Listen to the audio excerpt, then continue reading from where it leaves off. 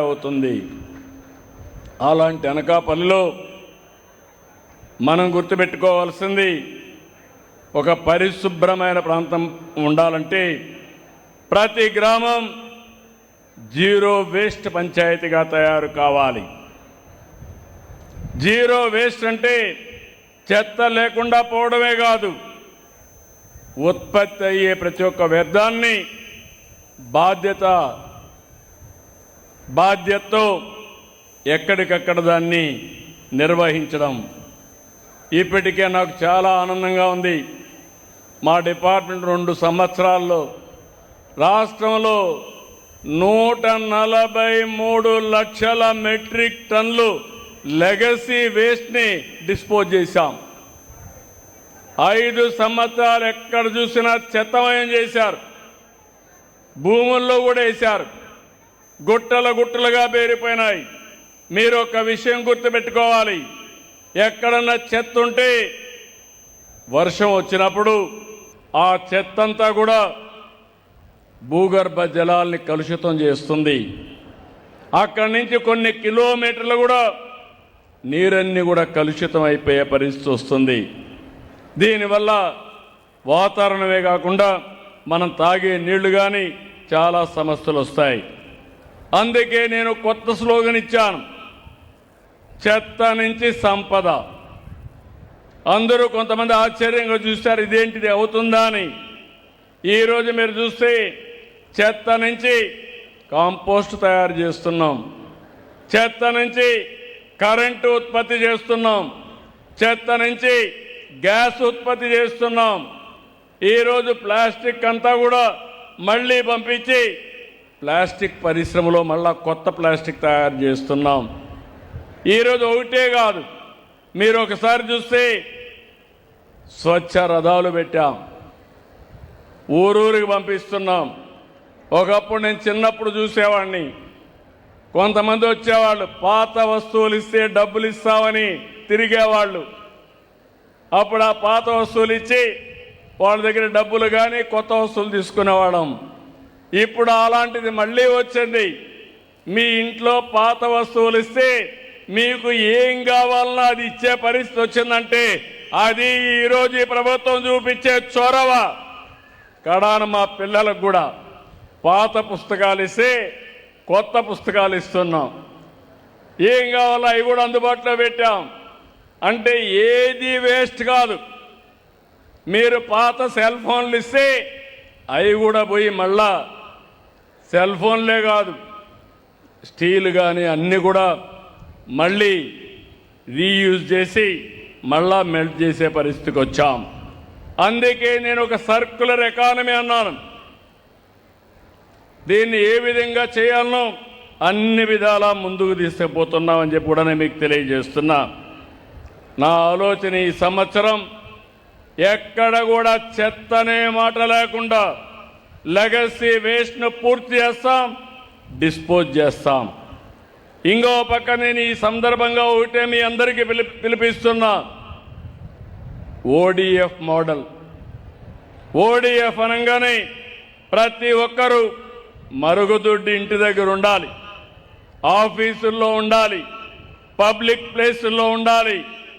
మరుగుకు మాత్రం ఎక్కడా బయట పోకుండా బాధ్యతగా మనందరం మరుగుదొడ్లు ఉపయోగించుకోవాలి. ఇంకో పక్క మీరు చూస్తే సేఫ్ టెక్నాలజీ ఉండాలి. మరుగుదొడ్లు కూడా ఏదంటే అది కట్టేసి అక్కడి నుంచి వాసన కానీ ఇవన్నీ వస్తే చాలా సమస్యలు వస్తాయి.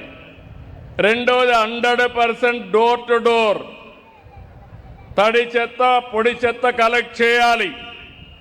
ఇంకో పక్క వేస్ట్ అంతా కూడా కాంపోస్ట్గా కన్వర్ట్ చేయడం. ఇంకో పక్క మీరు చూస్తే సర్క్యులర్ ఎకానమీలో ఇవన్నీ కూడా రీసైకిల్ చేయడం. మనకు ఒక పక్కన చూస్తే నేను ఇక్కడికి వచ్చాను, ఈ మాడుగుల నియోజకవర్గం చూస్తే ఎక్కడ చూసినా చెట్లుంటే నా మనసు ఆహ్లాదకరంగా ఉందని చెప్పి మరొకసారి మీ అందరికీ తెలియజేస్తున్నా. నేను లెక్కలు కూడా చూశాను. ఆ లెక్కలు చూస్తే దేశంలో కంటే పొల్యూషన్ తక్కువ ఉండే ప్రాంతం మన మాడుగుల నియోజకవర్గం అని మీ అందరికీ విజ్ఞప్తి చేస్తున్నాను. పొల్యూషన్ రావడానికి చాలా సమస్యలు ఉంటాయి. కరెంటు కానీ మనం మామూలు కరెంటు వాడినా కొంత పొల్యూషన్ వస్తుంది. వాహనాలు వాడితే కొంత పొల్యూషన్ వస్తుంది. ఇంకో పక్కన మీరు చూస్తే కుకింగ్లో కూడా మీరు కట్టెల పొయ్యిలు చేస్తే పొల్యూషన్ ఆటోమేటిక్గా పెరుగుతుంది. ఈరోజు నేను ఆలోచించేది ఒకటి, మీ ఇంటి పైన మీరు ఊహించుండరు, సోలార్ ప్యానెల్ పెట్టుకుంటే ₹1 ఖర్చు లేదు. ఎస్సీ ఎస్టీలకు ప్రభుత్వమే ఫ్రీగా పెట్టిస్తున్నాం. రైతులకు ప్రభుత్వమే పంప్ సెట్లకి ఫ్రీగా కుస్తుంలో మేమే ఖర్చు పెట్టి సోలార్ పెట్టిస్తాం. ఇంకో పక్క బీసీలకు మీరు ఒక్కసారి ఆలోచించుకోవాలి.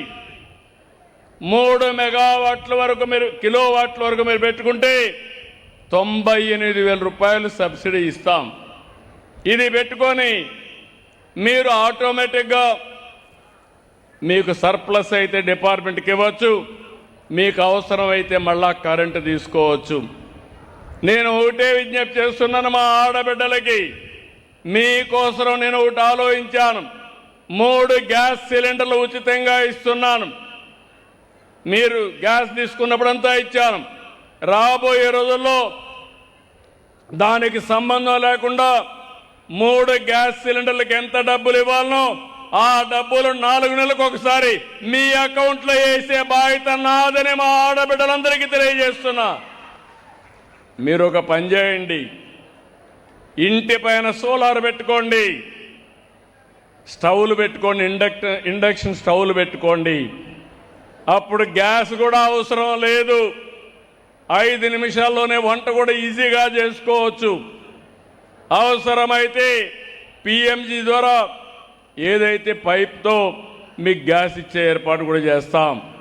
దీనివల్ల పొల్యూషన్ చాలా వరకు తగ్గే పరిస్థితి వస్తుంది.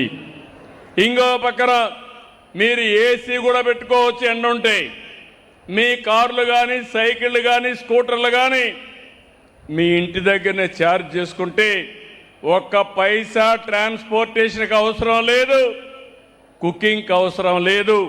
ఈ విషయం మీరు గుర్తుపెట్టుకోవాల్సిన అవసరం ఉంది. నేను ఆలోచించేది మొట్టమొదటి స్టేజీ ఓడిఎఫ్ ప్లస్కి వెళ్ళాలి. రెండోది నెట్ జీరో. పిల్లలు నాకంటే బాగా చెప్పారు.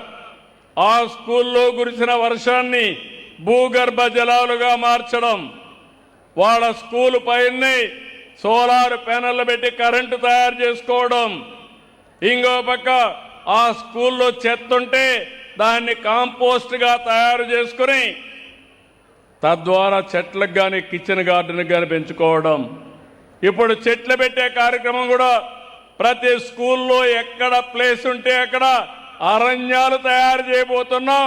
అదే ఆ చిన్న పాప చాలా బ్రహ్మాండంగా చెప్పింది. మనస్ఫూర్తిగా అభినందనలు. నీకంతా కూడా ఆ పాపని నేను మనస్ఫూర్తిగా ఆశీర్వదిస్తున్నా. ఎంత 3వ తరగతి, చక్కని ఇంగ్లీషు, చక్కని భాష నాలెడ్జ్ కూడా. ఆ పాపకు సరిగా చదివిస్తే రేపు 20, 30, 15 సంవత్సరాల తర్వాత మీరు ఒక్కసారి ఊహించండి, ఆ పాప ఏదైనా చేసే శక్తి వస్తుందా లేదో ఒక్కసారి మీరు ఆలోచించుకోవాలి. ఎంత వాళ్ళల్లో పరిజ్ఞానం వచ్చిందంటే, ఒకప్పుడు ప్రైవేట్ స్కూల్కి పోయేవారు, ఇప్పుడు ప్రైవేట్ స్కూల్ నుంచి గవర్నమెంట్ స్కూల్కి వస్తున్నారు. అది ఈ ప్రభుత్వం యొక్క పనితనం. మనకేం తక్కువ ఉన్నాయండి మన స్కూళ్ళకి? ప్రైవేట్ స్కూళ్ళన్నీ రెంటెడ్ బిల్డింగ్లు, సరైన ప్రెమిసెస్ ఉండదు. ఈరోజు మనకు మంచి బిల్డింగ్లు ఉన్నాయి, మంచి వాతావరణం ఉంది, మంచి టీచర్లు ఉన్నారు. మా టీచర్లు మనసు పెడితే ప్రపంచాన్ని జయించే పిల్లల్ని తయారు చేసే శక్తి ఈ టీచర్లకు ఉంది. అందుకే మొట్టమొదటిసారిగా ఓడిఎఫ్ అంటున్నా, ఇప్పుడు నెట్ జీరో అంటున్నా, భవిష్యత్తులో కార్బన్ న్యూట్రల్ అంటున్నా. మనం గాలి పీల్చుకుంటాం, కార్బన్ డయాక్సైడ్ వదిలిపెడతాం. కార్బన్ డయాక్సైడ్ చెట్టు పీల్చుకుంటుంది, మళ్ళీ అది ఆక్సిజన్ వదిలిపెడుతుంది. ఇదొక సైకిల్. మనం పశువులు ఉంటాయి, పశువులు కూడా ఆక్సిజన్ పీల్చుకొని కార్బన్ డైఆక్సైడ్ వదిలిపెడుతుంది. అంటే మనం గుర్తుపెట్టుకోవాల్సింది మన ఆరోగ్యం, పశువుల ఆరోగ్యం అన్నీ బాగుండాలంటే ఆక్సిజన్ ఎక్కువ ఉండాల్సిన అవసరం ఉంది. అందుకే నేను కార్బన్ న్యూట్రల్ అంటున్నా. పొల్యూషన్ ఉంది, పొల్యూషన్ అనేక రకాలుగా వస్తుంది. కొంతమంది మీరు చూస్తే కొన్ని వాహనాలు వాడతారు పాతవన్నీ, ఆ వాహనాల్లో ఎంత పొగ వస్తుందంటే ఆ పొగంతా వచ్చి అది కానీ మన దగ్గరికి వస్తే ఇంకా మనం ఆలోచించుకోవాల్సిన అవసరం ఉంది. అందుకే నేను ఆలోచించేది ఒకటి, ఈరోజు ఇంకొక పక్కన కూడా నేచురల్ ఫార్మింగ్ కూడా వెళ్ళాం. ఈ విషయం కూడా మీరు గుర్తుపెట్టుకోవాలి. ప్రకృతి సేద్యం భవిష్యత్తుకు ఇది ఒక పెద్ద మార్పు అవుతుంది. ఇలాంటివన్నీ కూడా మనం చూసినప్పుడు లైఫ్ స్టాక్లో మీరు చూడండి, మిథేన్ రిడక్షన్. మీరు ఎక్కడన్నా పశువులు వేసే పేడ చూస్తే అందులో నుంచి గ్యాస్ వస్తుంది. ఈ విషయం కూడా ఆ గ్యాస్ కానీ సరిగా ఉపయోగించుకుంటే బయోగ్యాస్ తయారవుతుంది. అంటే ఒక్కొక్క దానికి ఒకటి there is a science. Green cover రాష్ట్రంలో 50% ఉండాలని నా కోరిక. అప్పుడే ప్రతి ఒక్కరికి సస్టైనబిలిటీ ఎన్విరాన్మెంట్ ఉంటుంది. ఇలాంటి చాలా సమస్యలు ఉంటాయి. నేను ఈరోజు మీ అందరికీ చూస్తే గడిచిన 1.5 సంవత్సరంగా నేను ఈ కార్యక్రమానికి శ్రీకారం చుట్టాను. నేను ఒకటే మీ అందరికీ హామీ ఇస్తున్నా, ఇప్పటితో వదిలిపెట్టను. మీ అందరి ఆరోగ్యం బాగుండే వరకు, దేశంలో ఆంధ్రప్రదేశ్ నెంబర్ 1గా తయారు చేసే వరకు ఇలాంటి కార్యక్రమాలతో మీ ముందుకు వస్తానని మరొక్కసారి తెలియజేస్తున్నా.